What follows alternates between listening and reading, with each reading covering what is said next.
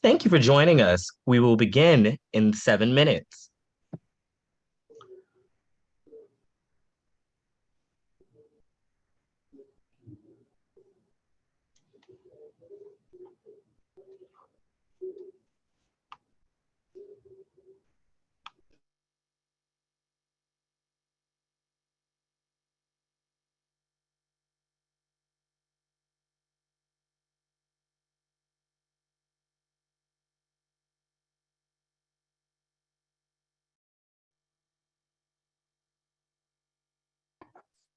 Thank you for joining us. We will begin in 6 minutes.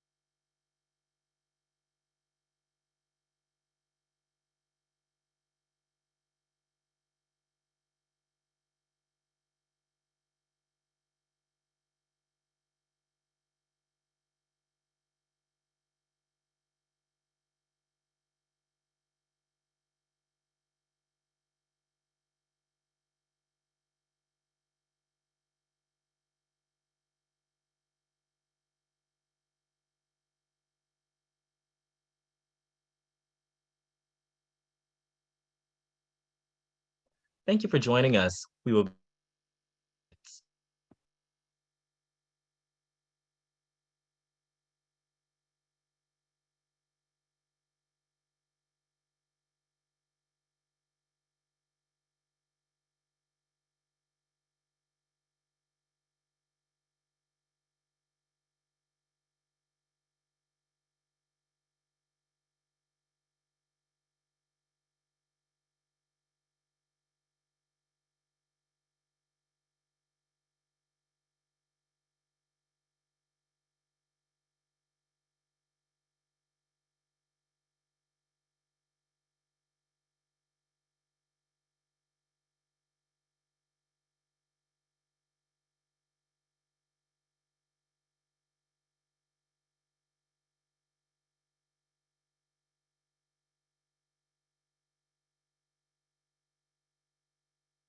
Thank you for joining us. We will begin in 4 minutes.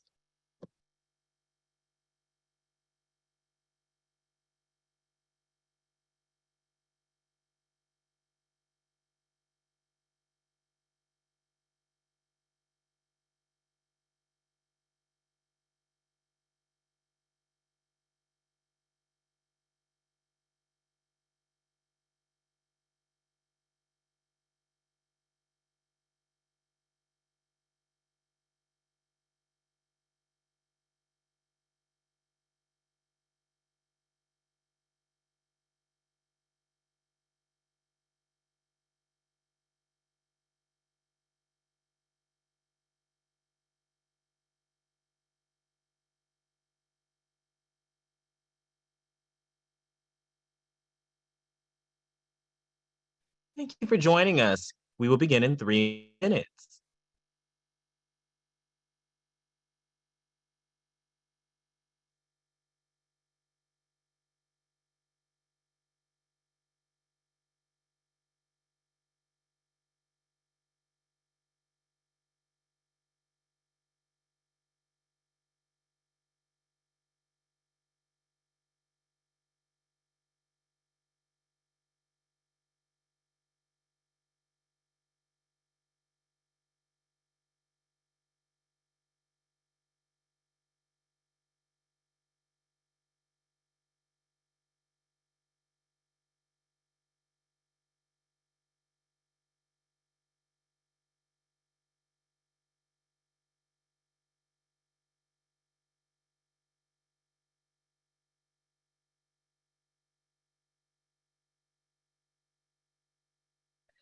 Thank you so much for joining us. We will begin in 2 minutes.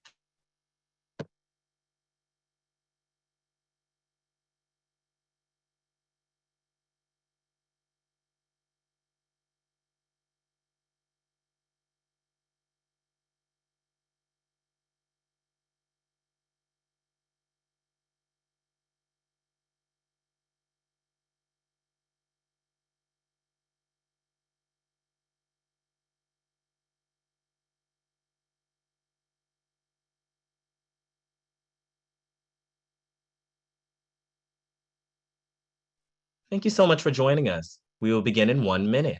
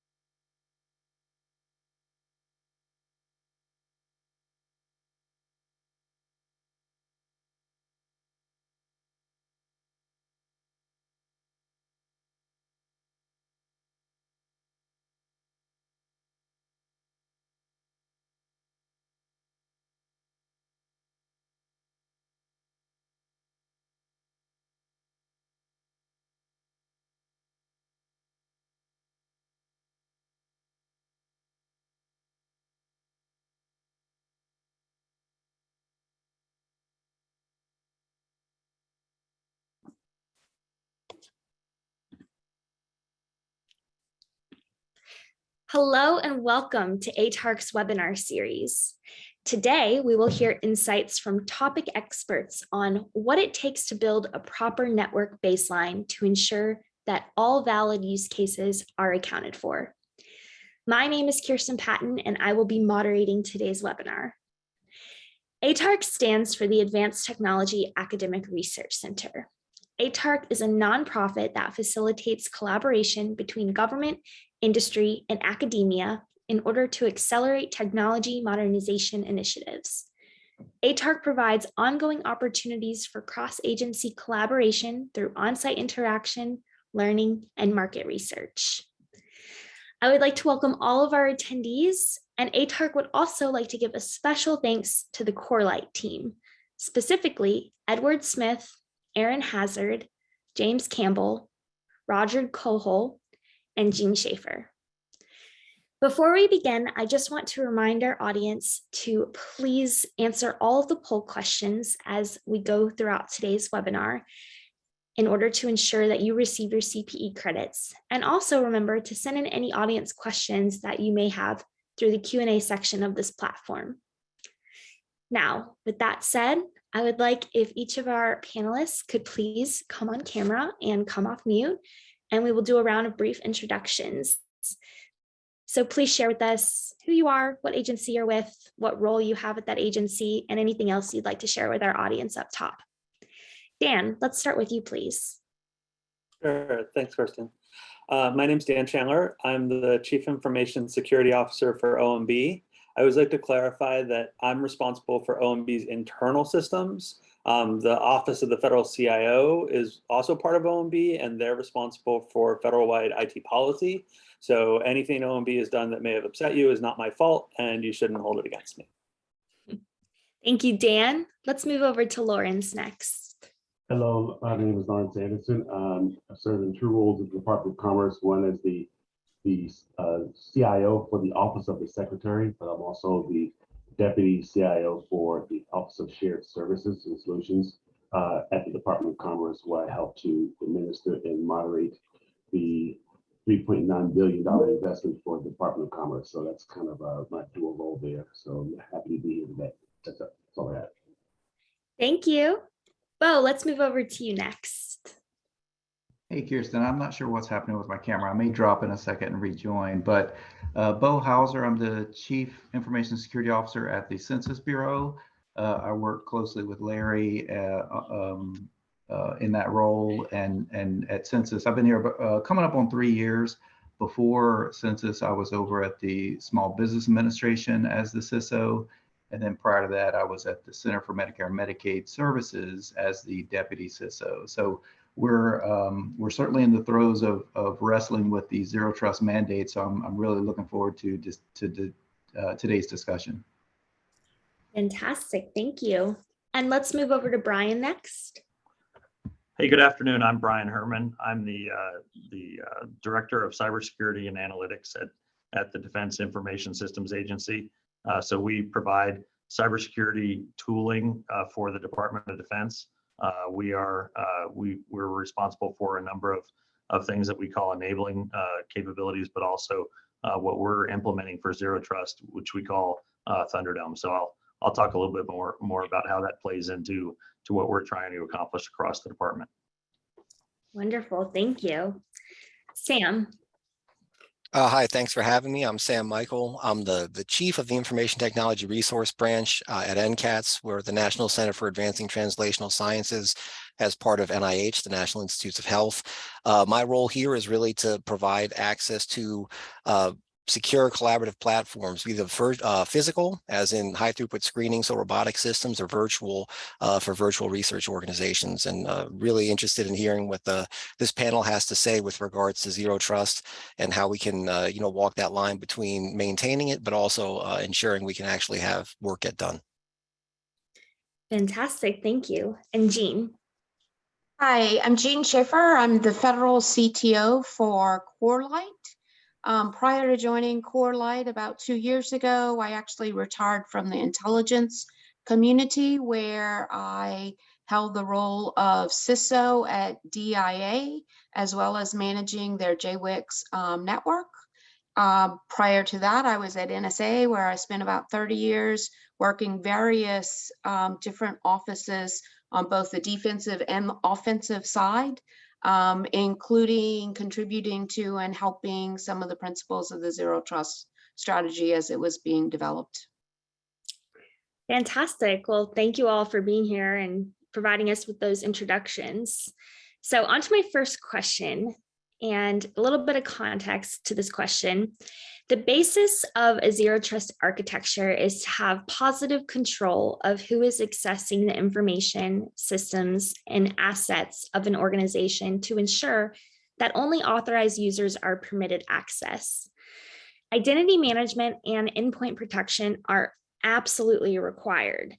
But Dan, I would like to pose this question to you first. How do you ensure that they are being used effectively? So could you please speak to your perspective and your experience with that?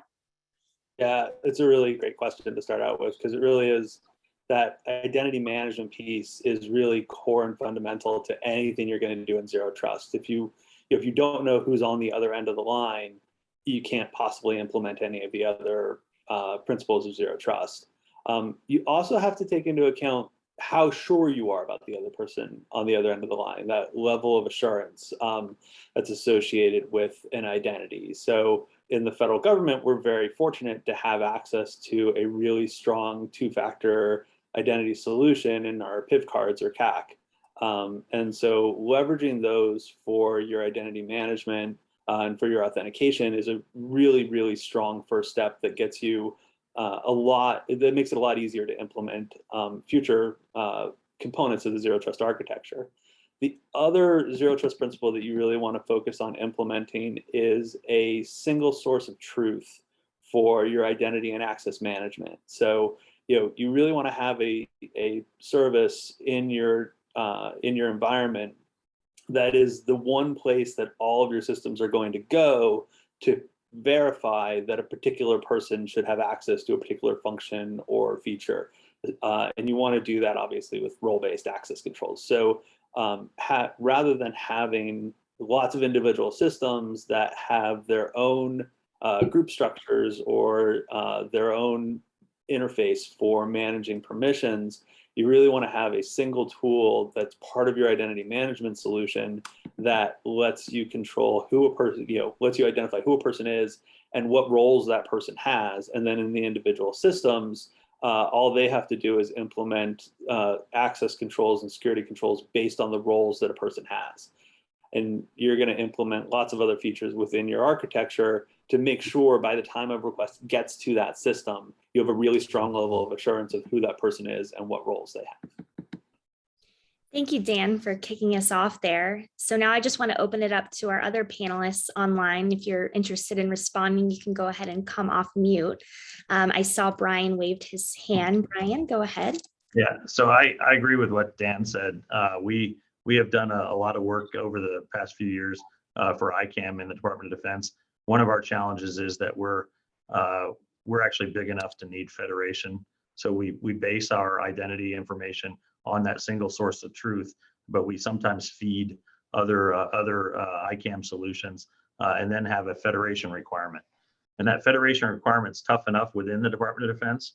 I think the next step, the thing that we have to work out is the federation among us in the federal government to make sure that we can work across the entire federal space so that the CAC versus PIV is not our problem. But then, you know, we're also looking at how we do that, have an appropriate level of trust for our allied and coalition partners.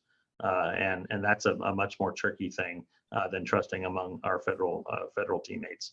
And then finally, you know, when we implemented Office 365 last year, one of the things that we did was what we call Flow 3, which I think is a good use case for these ICAM enabling technologies. So we knew who users were, as long as users were logging in with their approved identity solution.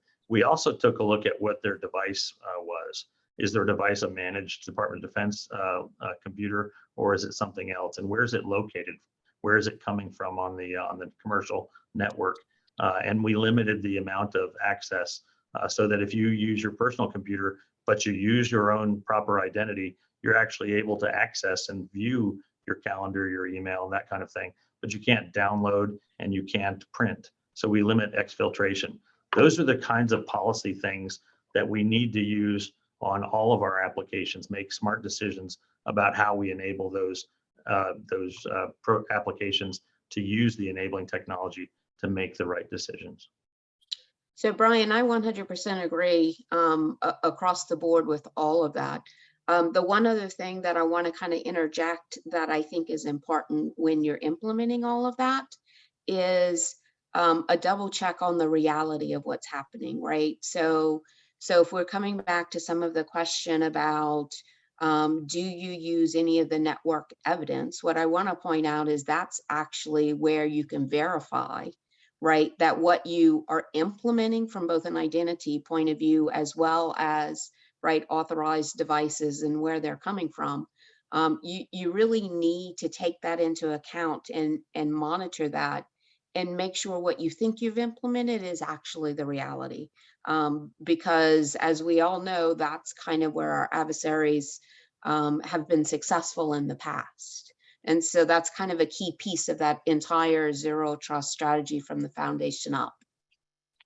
Yeah, and if I could add something, agree with all those points, and I do think Dan kicked us off great. And Brian, you just mentioned federation, which is incredibly important for us because at NIH, many of our customers, so at NCATS, we have the largest grant program in all of NIH, which is the CTSA program. So it's 60 universities across the country, and many of the folks that access our systems are actually academics. And so we rely heavily on federation, in particular Internet 2 and In Common, because without that, we couldn't exist. But we also want to make sure, to the point Dan made, that we have that single source of truth. So one of the things we decided to invest in was generating our own federated authentication platform. We call it UNA, so Unified NCATS Auth. So essentially every system that we connect goes through UNA for both the authentication of who they are, but also the authorization of what they have access to. And I agree completely with what Dan said as well with regards to the assurance level, because it's been really important for us to implement in some cases assurance level 2, especially with outside parties. They don't have CAC or a PIV card, but they actually, in this case, have prevalent use of multi-factor authentication, again, apps, whatever you want to use, Authy, Google, in that case, Azure, which is letting the academics really use that multi-factor authentication. They've actually adopted very well. So it's a really fundamental piece of zero trust. Let's go Lawrence and then back to Dan. Yeah, just on what two points that Brian mentioned that I wanted to just talk about a little bit, and that actually brought in that it's the single source of truth. And that's the thing that we spent the most time on is figuring out what that is going to be and how information flow, what systems we're going to trust. Like we have travel systems, we have HR systems, we have financial systems, right? And we have even a security system at the Department of Commerce, right? Where we emergency notification system, all these systems where we had to, took us kind of several months to kind of get an understanding of and an agreement between the parties in terms of what we're going to accept as a single source of truth. And then getting then to Brian mentioned policy, and we haven't talked a lot about that, but I think that's one of the things that we're running into challenges with, is that this stuff is all new for everybody. So when we bring on new applications, what is the policy? Are you going to require them to comply, both internally, but particularly with federated organizations, and also as we start to use external applications? GovTA, for example, is going to be replacing our WebTA system and requiring those vendors who provide these applications to us, either vendors or other government agencies, compliance with our ICAM solutions or our identity management solution. I know we've been talking a lot about identity management, not zero trust, but you have to get that part together first. So really, this 80% of this conversation really, to me, is about the identity and understanding who these people are and how you're going to manage that via policy-wise. Thank you. Dan? Yeah, I think those are all really, really good points. I'm glad the conversation is flowing this way.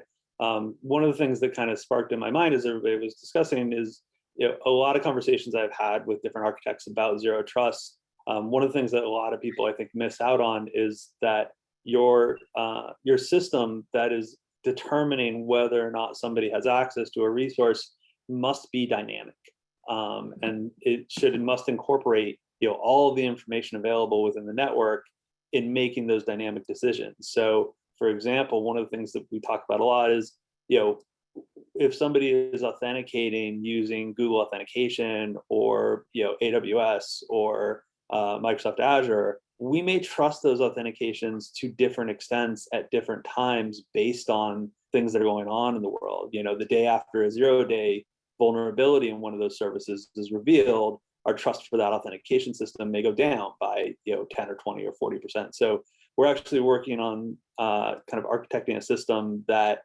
creates a trust score for a particular session and matches that up against a trust requirement on a function or feature, so that we really have that dynamic kind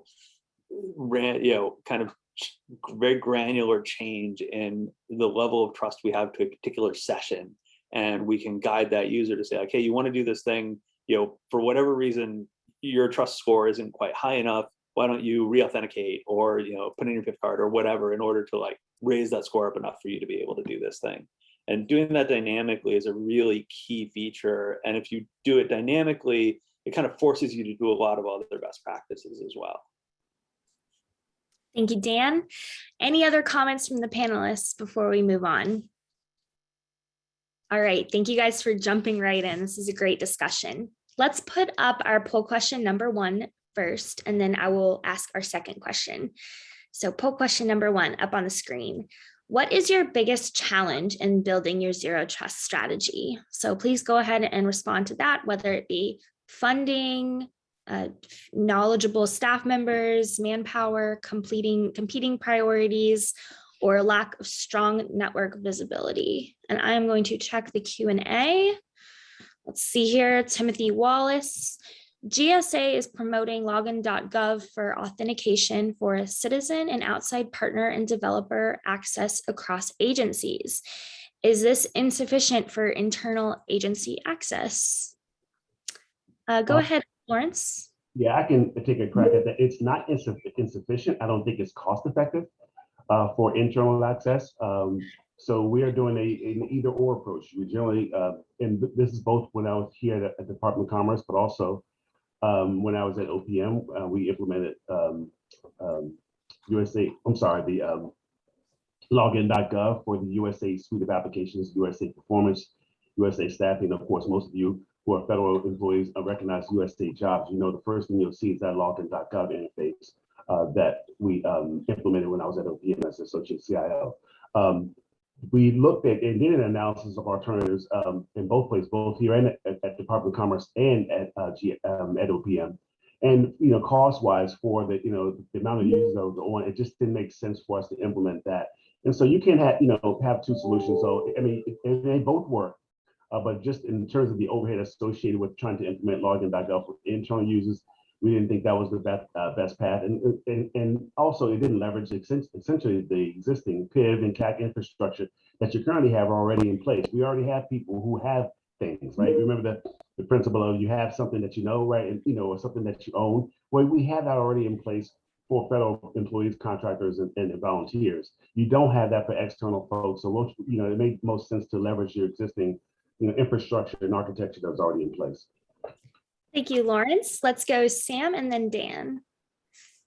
Yeah, really quick as an add-on there. I think it's a great question. And again, it also depends upon the mission. In Lauren's case, it didn't make sense for our case where we mentioned the academic networks.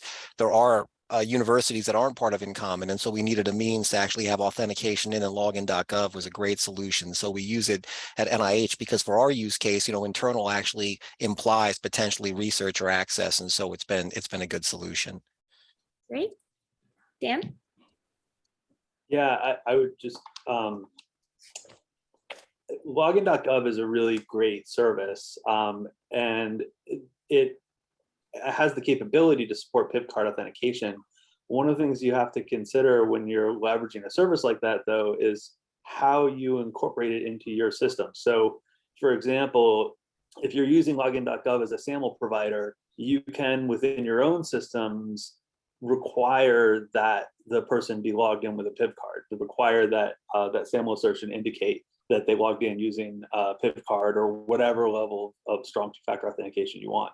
So it's not that login.gov is insufficient, but there's some things you have to do on your side in order to get it up to the level of security that you would want for an internal system. Now, if it's a system that you have external, non-government users using, then you've already kind of set the bar what the security level is going to be. So using something like login.gov for that is a very reasonable solution. I'll also just let people know, so GSA is working on another authentication solution. So OMB for years has run a system called max.gov.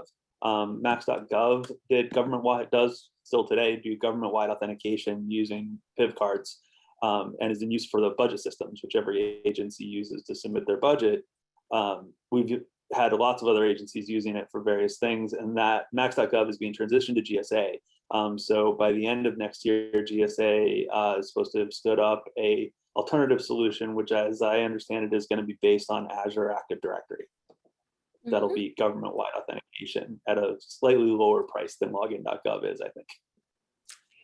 Great. All right, Bo, I see your hand raised. Yep. I kind of agree with what Sam was saying before. It depends on the use case, and there are some considerations agencies need to make. When I was at Census, we do a lot of work with the general public. And so if someone has a login.gov account, it usually makes sense to be able to service that. And we're trying to figure that out. When I was at the Small Business Administration, we dealt obviously with the small business community, and we implemented login.gov as an option there too, and it worked really well. So there are some considerations, but you got to go through that analysis as an agency and really look at the use case that you're satisfying. Excellent, thank you. And Lawrence, did you have another comment, or your hand's just raised? Oh, okay. All right. I want to direct you all's attention over to the audience Q&A because we had quite a few come in, and I'll just go ahead and start with the first one. Moonwai Han says, Google Authenticator and the like are not considered phishing resistant to MFA. Other than PIV, what other options are there for federal agencies given legacy systems that do not support PIV? So if you have a response to that, you can go ahead and come off mute or raise your hand just to indicate to me that you would like to reply. Dan. Sure, yeah. I feel like I'm kicking off a lot, so I'll stop after this. But one of the really critical principles in Zero Trust, especially when you're talking about legacy systems, is this idea of bastion hosts or gateways. So if you're using any authentication provider, if you're using an authentication provider that doesn't support SAML or some other similar protocol, probably you should find a different authentication provider. But once you've got that capability, it's really easy to stand up a proxy server in front of a legacy system that all that proxy server is going to do is validate that the user has been authenticated, that they meet certain criteria levels of trust, and then that proxy can actually confer with your central identity management server to verify that that user should have access to that legacy system.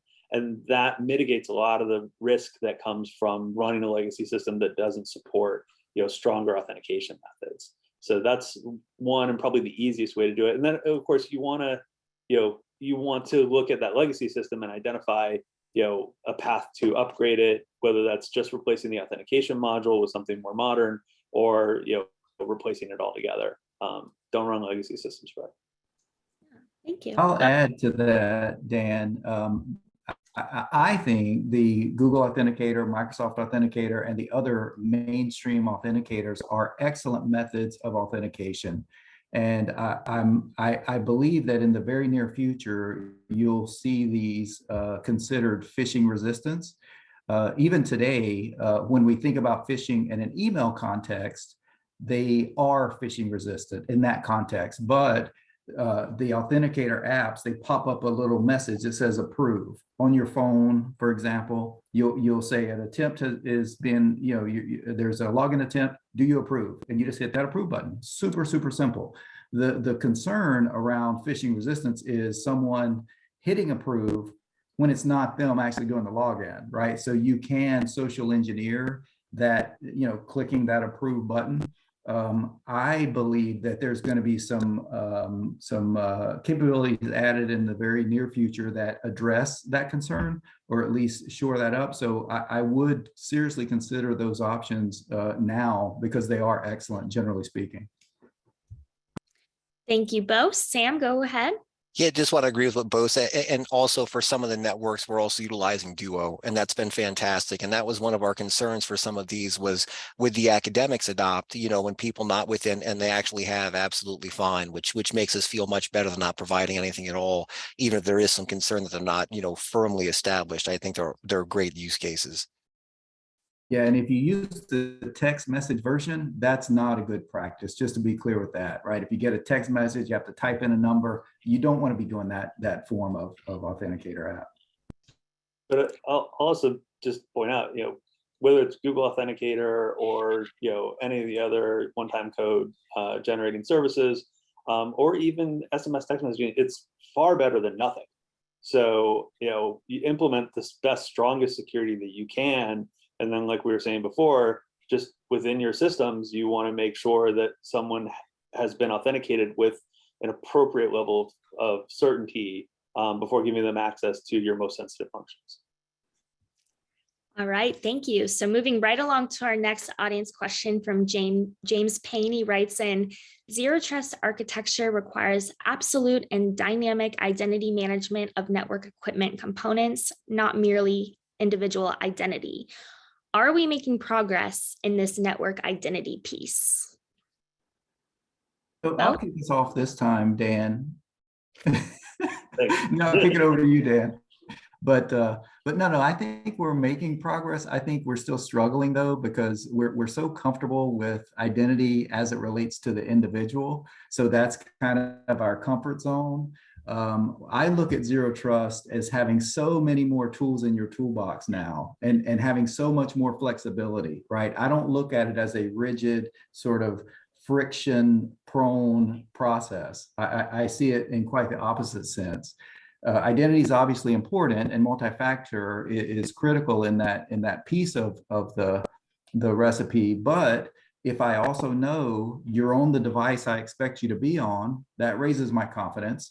And if I also know that you're coming from the geographic area that I expect you to come from, then that raises my confidence, right? So through this analysis, I can reduce friction, right? And you see this with your bank. If you ever visit your bank on a new phone or a new laptop, your bank prompts you and says, hey, we haven't seen this before. We're going to add some rigor here, and then we can remember this for next time, right? So that's the model that we're trying to get to. But it's certainly easier said than done, and we are sort of wrestling with those details. Okay, we'll go Dan and then Jean. Yeah, I do think a lot of times when people start talking about Zero Trust, one of the mistakes they make is to say, well, I can't consider where something is on the network as a factor, and that's not accurate. What we're saying with Zero Trust is you shouldn't consider that as the only factor, but it is a part of verifying the identity of that system. So if in the case of network components, I can identify, I can say this network component should be on this port of this switch coming through this firewall, right? Those are all components of that servers or that network component's identity that I can consider and verify when I'm deciding how much to trust that piece of my network. Jean, go ahead. So yes to all of that. And the other thing there is the MPE certificates. It's not actually being used for many network devices itself. But there is that as part of the solution space for Zero Trust, as well as when you're looking at devices that are on the network. Some of the things that you really need to understand is what are the protocols that that device should be communicating with? Who should it be communicating with? What area of your network should you be coming from, right? Again, so when you're looking down at your network layer, the network doesn't lie. So the data that you're passively collecting off that network actually can do interpretations and insights and actually provide that information up to like your SOC teams and others that actually can show you if there is anonymous things happening on your network, which will help you kind of drill down to verify that you're implementing your Zero Trust and you're not leaving holes somewhere else in your architecture. Thank you, Jean. All right, we're going to move right along to the next one. This is from Dave Neisper. Dan, you mentioned your team is developing a system for scoring trust. How far off is that system from launching, and what would happen in the event that a trust score does not align with a particular environment? Yeah, I mean, the system may be too strong a word. This is an idea that we're starting to develop. We definitely, there's not a single line of code written for this or even, a fleshed out design for it.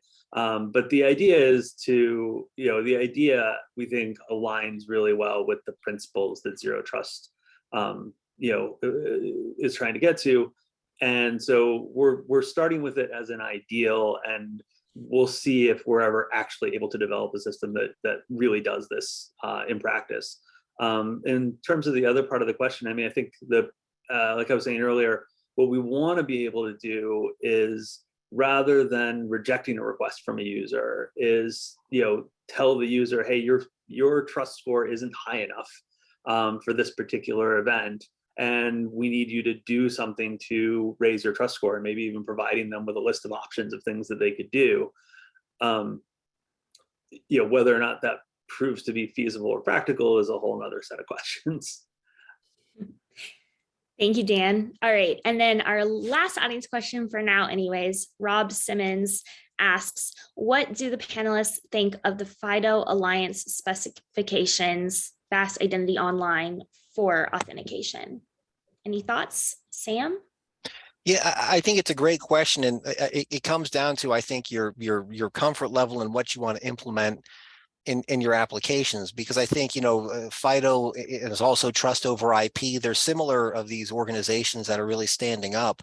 And I think they all have, if not the same implementation, a similar theory, because there's even, the self-identified, essentially is the method that people are going, where you are your own source, essentially, of authentication, how to put that in control of the user and blockchain-based approach. So, it's one that we've looked at. We haven't fully adopted it, again. So I think these are areas of sort of emerging in this space, so it's one that I don't know if there's an official government position, but it's one that I think many of us within the government are following. Thank you, Sam. Brian? I'll echo that. I think it's a great, I guess it's the right direction for us to move. I think you see industry kind of looking at that as well. I share sort of the same optimism that some of the other panelists have, that as industry tools mature, they just keep getting better for us. What I'm not, frankly, anxious to do is to implement new things that we develop on our own without that kind of industry backing. So I'm a fan of what they're trying to achieve. It kind of remains to see how that plays into our overall strategy, but I'm a big fan of not developing stuff. Thank you, Brian. And Dan, did you want to comment? Or you're just Yeah, in the same context as what Brian was just saying, standards based. Any standard is a good standard to start with. Whether it's the FIDO Alliance or SAML or OpenID, implementing identity management using those standards is going to make it easier for you to, leverage, other commercial or service offerings or other government offerings as they come along. So try not to reinvent the wheel and look at what the industry standards are for that kind of authentication. Thank you all. All right, moving back to my questions. So we previously discussed monitoring required to ensure that the zero trust principles are being adhered to, like knowing who is accessing what. But Lawrence, maybe you can start us off with this question.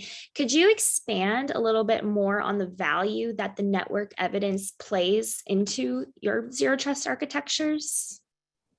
Well, today, not much, because we've gotten that mature in terms of implementing the technologies across the Department of Commerce. This gets to Gene's point though earlier, that this is as we start to get to enforcement of whatever rules we put in place, and then brings up a great concept that I took some notes on related to scoring of individuals or devices. I think that's really good, and I think when you get to those network devices, it's going to help us do those things and provide those kinds of real-time evaluations of scoring of devices or people as they try to traverse or come into a network or traverse a network to actually get to different applications. So, we're just not there yet because of, the investments that haven't come through, but at some point, we're going to get to a point where we're going to need some advanced tools to be able to get to that advanced level of zero trust that we want to get to. Great, thank you. Anyone else on the panel, would you like to respond to that same question? Yeah, obviously I like talking. Go ahead, Dan. We've had a lot.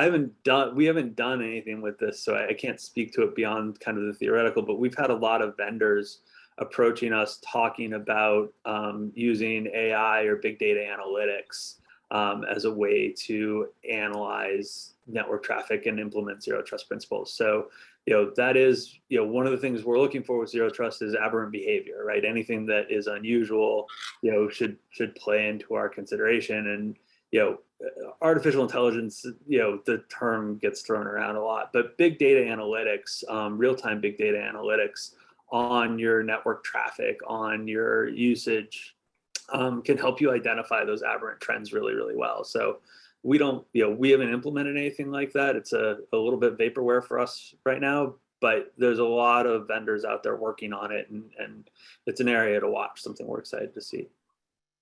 Fantastic. I would just add, sort of to Brian's point earlier, industry is solving this problem, and government is leveraging these industry services. And I won't name any specifically, but there are industry vendors and cloud service providers that are building this visibility into their products. And so in those cases, we can just leverage those tools and capabilities as they're designed, right? And some of this is happening today. Really, the way I view it is, you got the 5 pillars that have laid out sort of the zero trust pillars. You've got the user, you've got the device, you've got the session. Those I view as external aspects. On the other one, you have the application and you have the data. Those are internal.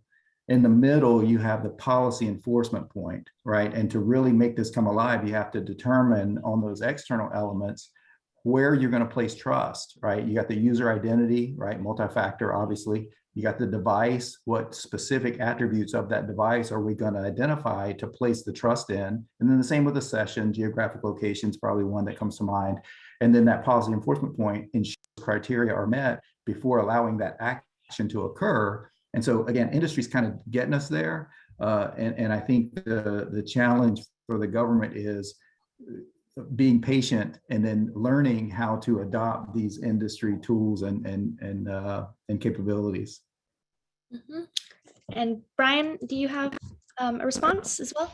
Yeah, I something that Gene said earlier kind of struck a chord with me, which is sort of using the information we have available to us to prove what we're doing. So the policies themselves, it's a tough thing for every application owner, every data owner to be able to establish what they think the right policy is for what you need to prove to have access to their information, to their applications. But I think that we can show specific use cases where we are blocking that kind of access.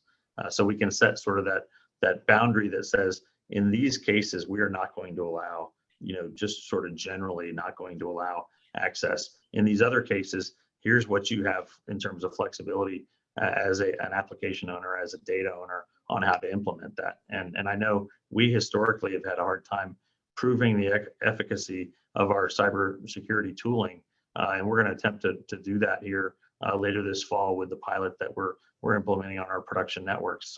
So it's a hard problem, but I think it's very real. And then sort of to Dan's points as well, we would love to take advantage of some of that big data and AI ML stuff to ease the hunting burdens that we have on our defensive cyber operators. Right now, industry tells me that they can achieve something like 85% automation of the things that we do manually right now.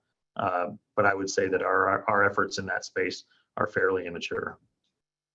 Thank you, Brian. All right, next audience question. If you would like to respond, just come off mute or raise your hand. James Payne asks, do the panelists see an enhanced PKI as the means to managing network identity management to get us to true zero trust architecture as urged by OMB Memorandum M2209? I'll start us off. I'm sure someone will jump into, but PKI is critical. And the reason I say that is we've talked about identity and how critical identity is. That certificate-based identity is very, very useful, but not only from an individual standpoint, from a device standpoint as well, right? We have to identify the device under a zero trust model. And again, beyond identifying the device or authenticating the device, rather, we have to determine the other attributes of that device, again, like I was saying before, that we're going to place trust in. And so certificates are certainly important. I don't know that they are absolutely critical, but they are very, very useful and very important and commonly used today. I think people understand them, but the usage of the certificate changes a bit because, again, it's the person plus the device is sort of the foundation, along with the session attributes that are in play as well. Thank you, Bo. Anyone else? Okay, let's go ahead and pop up our second poll question then, and then I will revert back to my questions. Poll question number 2. Where are you in your zero trust journey? So please respond if you are in your planning phase, some initiatives, significant amount of activity, or no plans. All right, so my next question is around logging. Logging has been and continues to be an important part of a cybersecurity strategy. OMB's M2131 establishes a maturity model for event log management that defines 4 tiers and provides guidance of what should be captured in the logs at each level as agencies strengthen their posture. This is a great first step.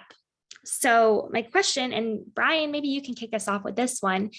Can you tell us whether you think agencies are using the data being collected effectively within their security operations centers? Or what do you think are important points to highlight regarding this? So I feel like I'm in a 12-step program here now. What I'll tell you is I think that we are not using it effectively ourselves.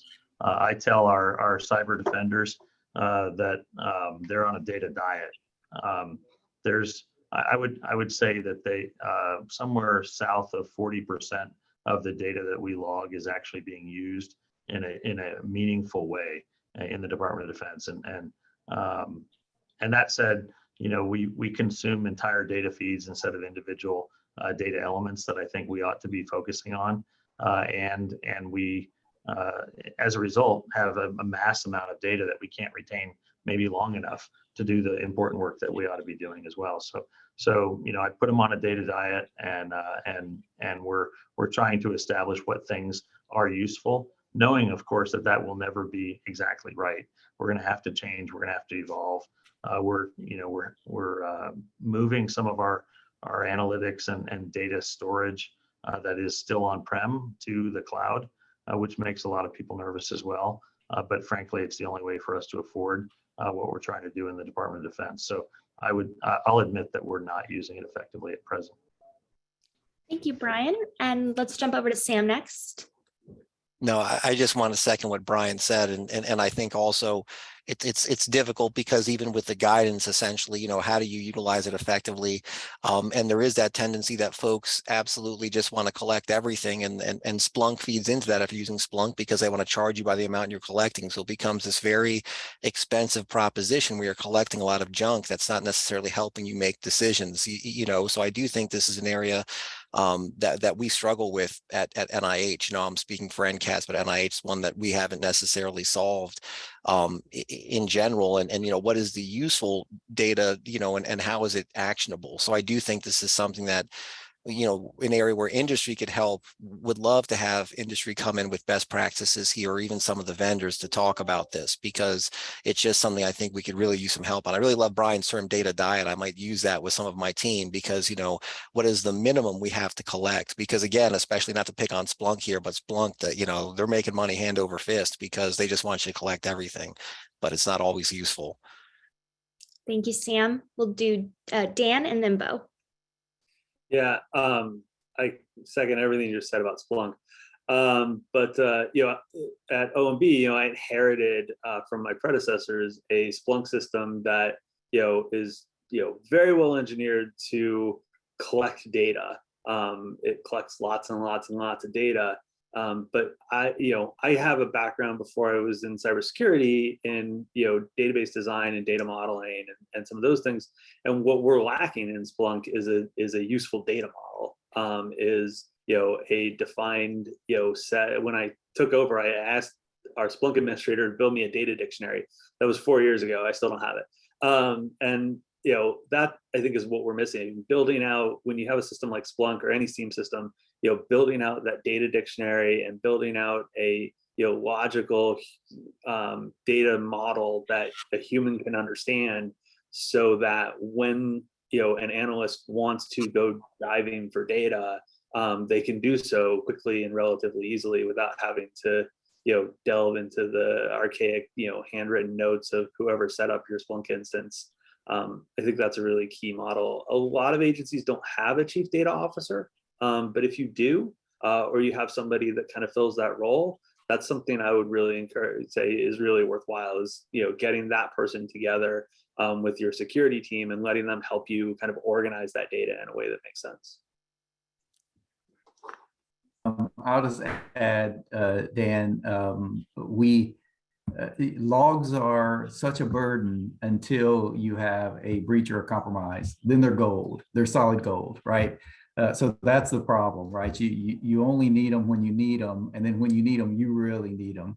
But it quickly becomes a big data problem, and there's been so many times where we have tons and tons and tons of logs, and then we have a situation we're dealing with. It's like, oh, we have a blind spot there, and it's like so frustrating.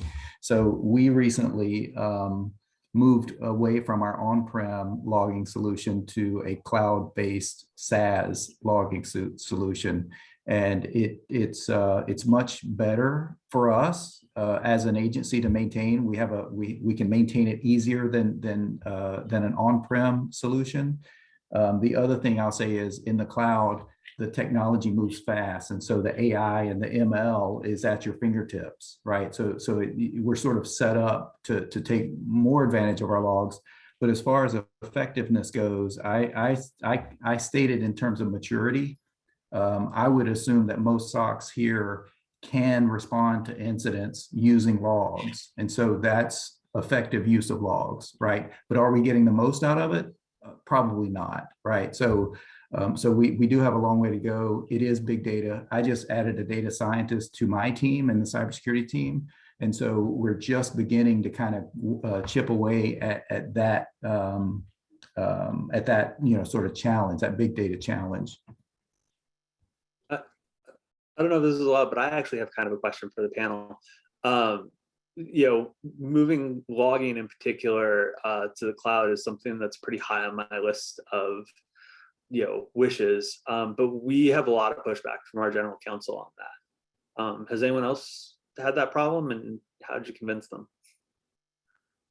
We use SaaS all the time, right? All our emails in the cloud today. So I don't know what would be, much different when it comes to logs. And again, it's, they're aggregated somewhere. Either you trust your data center or you trust your cloud service provider. What is it, right? I'd be curious to know what their legal concern is regarding that, because it would apply to much more than just logs, I would suspect. Yeah, agreed. That's why, Dan, what's their specific concern? Because Bo said, I think I'm assuming many of us, unless you like it, enjoy having an Exchange server and doing it like most of us adopted email for many years, so I'm curious what their specific concern is and how it could potentially be addressed. Yeah, I probably do not want to walk very far down this road because without getting myself in trouble. But I will say, their concern in general, right, is somebody else getting access to our data without us having an opportunity to weigh in on whether or not that data should be released. So it's more than just being concerned about a breach. It's being concerned about what is that cloud service provider, what is their policy, what are their safeguards, if an internal threat or some legal process is attempting to get access to that data. So it almost sounds like they're having a problem with SaaS vendors, but they're okay if you manage and put your data in the cloud and you manage it. Yeah, so we actually internally are not putting any data in the cloud. We're running our own cloud systems on our own hardware, with the idea that eventually someday we would like to go to the cloud. But it's, I think being part of the executive office of the president, being part of the White House, Yep.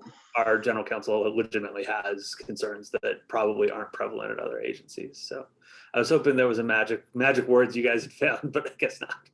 Well, I will say, Dan, that is a valid concern, especially for your organization. But cloud is very, very mature today. Like 10 years ago, we used to worry about someone getting access to another cloud's tenant, through the fabric of the cloud. Those are fully addressed these days, and that risk no longer exists. So I would probably go so far as to say they couldn't give your data away, even if they wanted to, because they don't have the encryption keys and everything is compartmentalized such that they can't do it. But you should talk to the CSPs about that. But I think they can sort of have that conversation. All right, let's try and get through these last two panels questions. So this is it for our audience questions. So this is it for the audience questions before we run out of time. James Payne writes in, OMB Memorandum M2209 urges all agents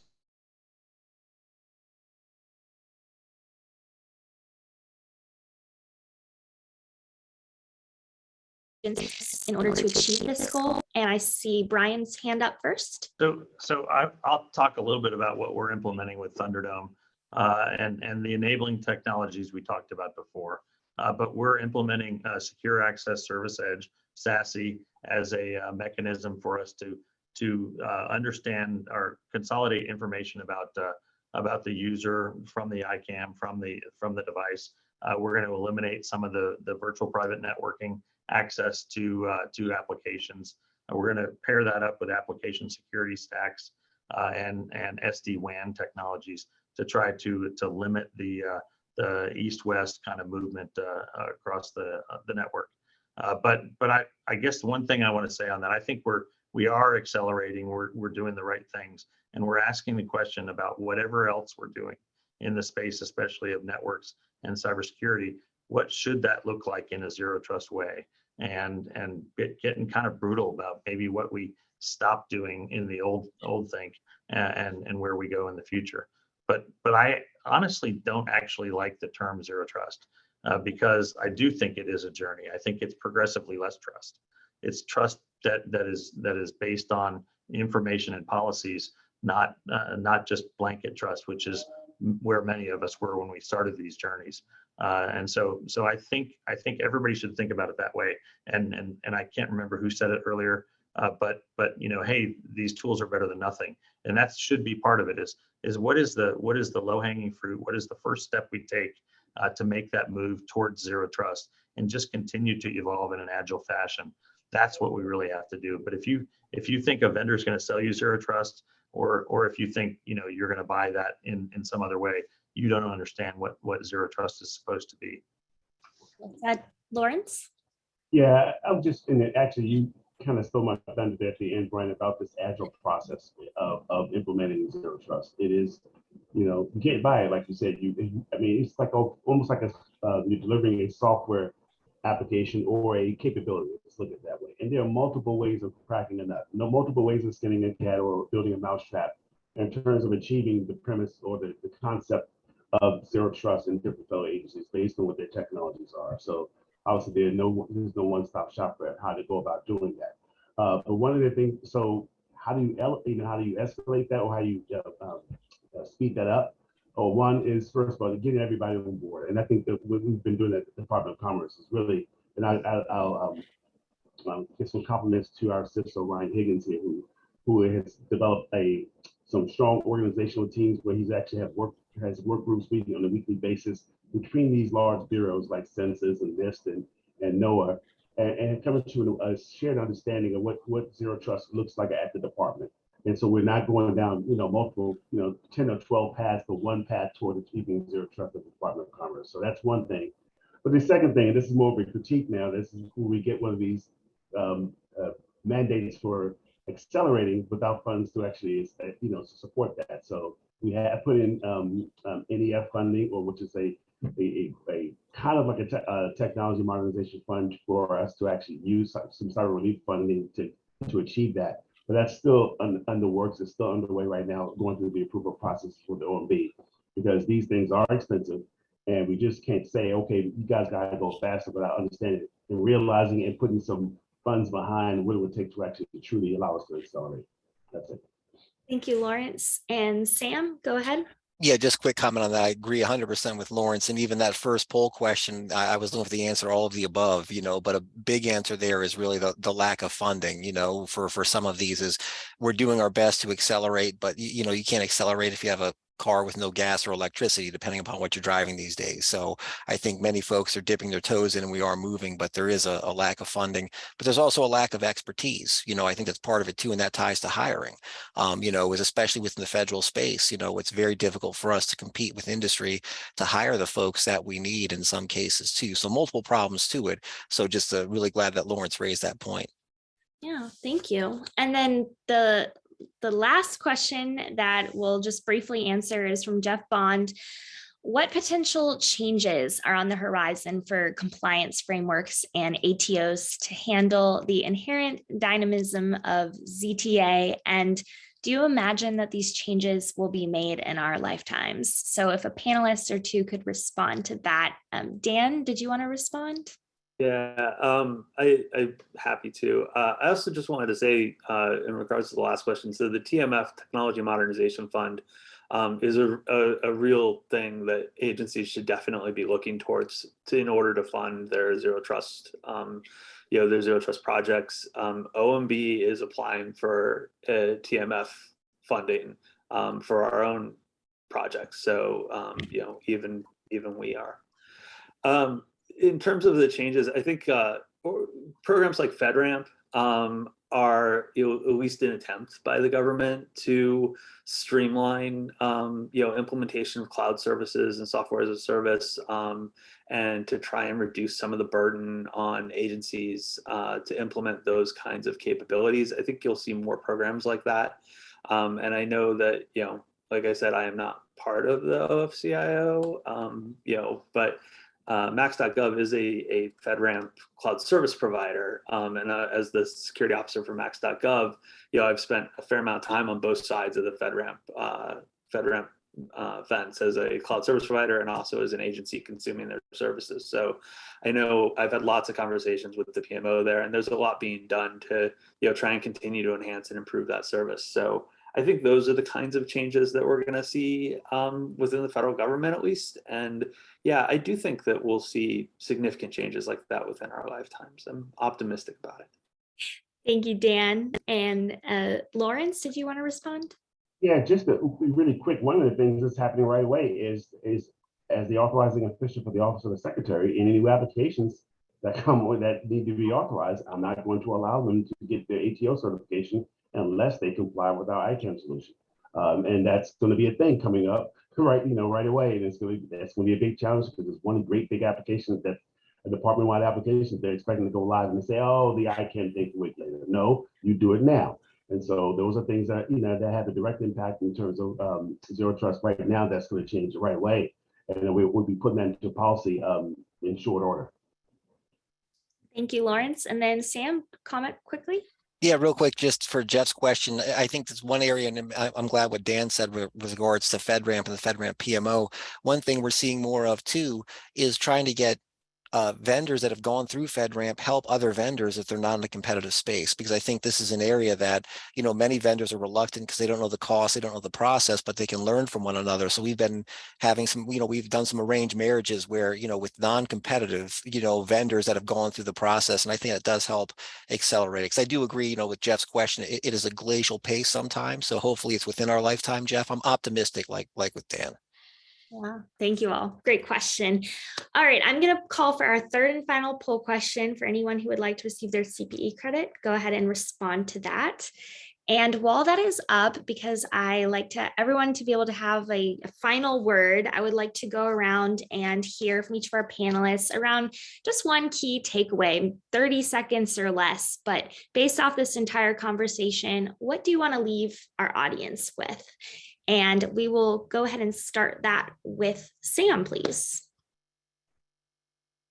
Yeah, just the comments that were said. Thanks for being on this panel, but also something's better than nothing. And I think that's something that, within the government, we lose track of sometimes. They feel like we have to have the answer before, especially, part of this, it's experimentation phase with some of these things. And so it's better to have something in place than nothing at all. I love that. Thank you. Something is better than nothing. Thank you, Sam. And we will move along to Jean next. I think what you've heard is each of the agencies are taking zero trust seriously, and they're starting their path toward it. And no one believed that it was going to be an overnight solution. So applauds to everybody who's doing that. Jean. Each agency is on their way. Okay, Dan, let's hear from you. Thanks. Thanks so much for having this panel. I really enjoyed the conversation, and my fellow panelists. Thanks, everyone.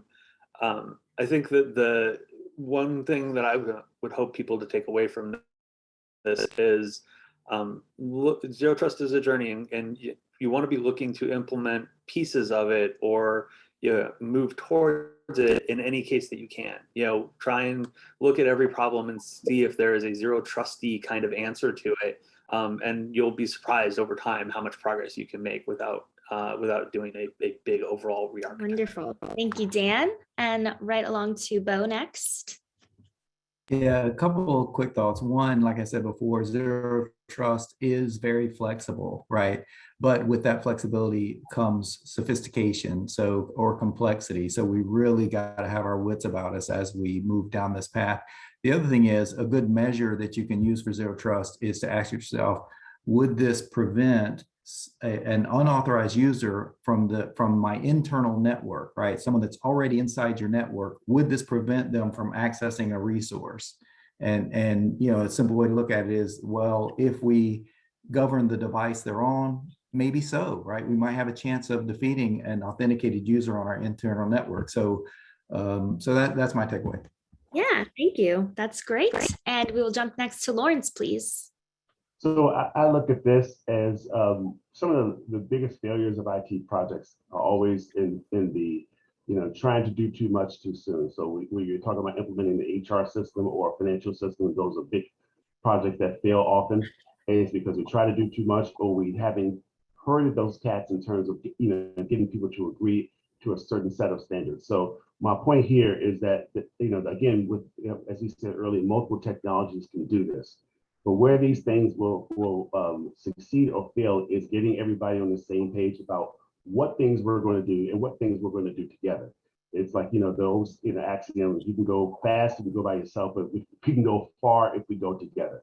And that's what needs to happen with Zero Trust. You can go very far. We can do so many more things. And as an enterprise, particularly a large enterprise, take one big step together. That is the best thing you can do in terms of securing your future with Zero Trust architecture. Great. Well said. Thank you. And Brian, we'll end with you. So I appreciate the opportunity to be here with you. Appreciate the excellent views of all the other panelists as well. I would say that kind of continuing the theme of take the first step towards Zero Trust, or take the next step if you're already on your way. Take a look at the pillars.